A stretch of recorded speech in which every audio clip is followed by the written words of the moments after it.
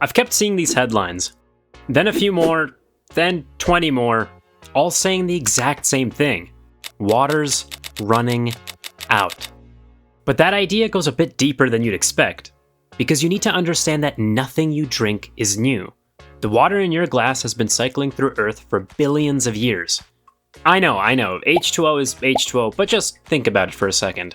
The exact same water molecules flowing through your body right now have been through ice ages long before humans ever existed, some of which you might have even shared with the dinosaurs.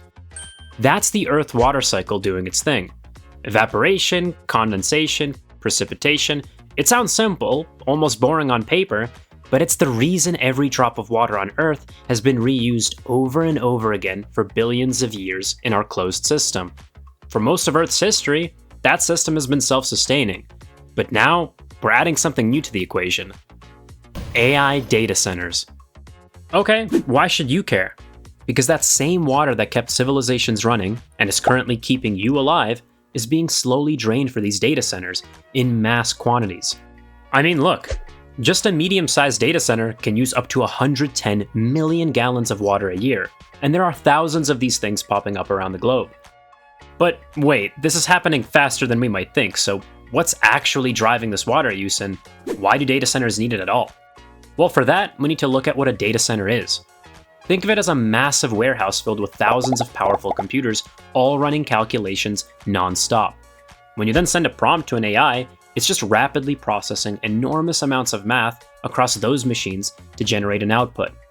As one popular saying puts it, a computer processor is essentially just a rock we struck with lightning and tricked into thinking.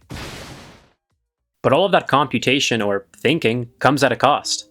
Energy. And something we love to forget about computers is that practically 100% of the energy used in one is entirely converted into heat. So, what do you think happens at a data center? As we scale up the number of computers, heat becomes the main problem. Without constant cooling, the entire facility would effectively become a giant oven. Okay, so how do you go about fixing this? Well, through cooling systems, of course, which, funny enough, have changed significantly over time as the demand for data centers has shot up. To understand why, we can look back at the crypto boom. Massive mining farms started popping up, and warehouses were packed with thousands of specialized computers running non-stop. GPUs were flying off shelves for these computers in hopes of making money by mining digital currency. However, the high cost of operation for these warehouses also became the cooling. And at the time, the most common format for this cooling were fans. But fans come with two issues: noise and efficiency. First of all, high-speed cooling fans are loud. I attempted for a friend to have 3 machines running in their flat. The neighbors complained after one day, so... And second of all, running several fans all day every day is kind of expensive. So we started to see the evolution of utilizing liquid cooling for these computers instead. You take these mass-produced mining rigs, you dunk them in a cooling tank, also known as an immersion tank, and voila! Less noise, cheaper at scale, and technically more efficient.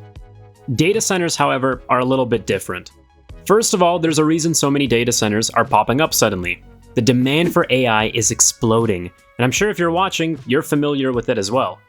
And although prior data centers averaged at 5 to 10 kilowatts per server rack, new generation data centers for AI are becoming much, much denser, coming up at 240 kilowatts per rack, and sometimes even more. If we want to compare this to an easier example, traditional racks are a few houses worth of power, while AI racks are entire neighborhoods worth of electricity packed into a single cabinet. However, at this point you definitely need to move beyond traditional air cooling. But instead of immersion cooling like we previously talked about, AI data centers are specifically moving towards direct-to-chip cooling, where liquid is pumped directly over the components producing most of the heat. This approach delivers much of the cooling performance needed for these incredible dense AI systems, while still allowing data centers to be built and maintained in a way that's familiar to operators. In other words, it solves the heat problem without completely reinventing the data center. Okay, but let's go back to our water cycle for a second. Because if all of Earth's water is constantly recycled, why is any of this a problem? After all, the water used to cool these data centers doesn't just disappear, right? Well, not exactly. You see, many cooling systems rely on evaporation, or at the very least, have evaporation or the the loss of water as a part of the system. Water is intentionally turned into vapor and typically gets released into the atmosphere as a part of the cooling process. As a result, despite being a closed system, this water still ends up exiting the data center in a variety of ways during the cooling part. Some of this also matters because when water is used in cooling, especially through evaporation, it doesn't necessarily return to the same place it came from. It becomes water vapor in the atmosphere, sure, but it could be carried away and re-enter the water cycle somewhere else entirely. So even though the total amount of water on Earth stays the same, the location of that water can shift in ways that matter a lot for local communities. So to be clear, AI data centers aren't causing the Earth to run out of water. This water doesn't just vanish from existence, that's not a thing. Instead, the real concern is that these facilities require an enormous supply of constant, clean, fresh water, often drawing it from the same local supplies that communities and farmers depend on. And these freshwater sources are limited, but even more so when we take a look at cheap rural lands that the AI industry is using to build. These places are dry, and as a result, they are less expensive for the industry to build, and it's quickly becoming the go-to location for these AI data centers. If we want to look at a real-world example, let's look at what's happening in Colón, Querétaro, in Mexico. Residents have been pushing back against new AI-related developments that are placing even greater demands on local water supplies. This is located in an already dry region that is filled with people. This example is only one of many, and we're not even touching on the potential energy price increase in areas that do end up adding these new data centers.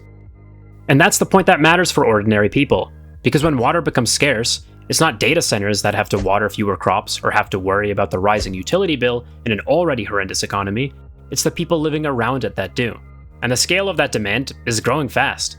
In fact, UN researchers have warned that by 2030, AI-related infrastructure could consume the same amount of water as 1.3 billion people, raising concerns about what happens when an industry built on endless growth meets a resource that isn't.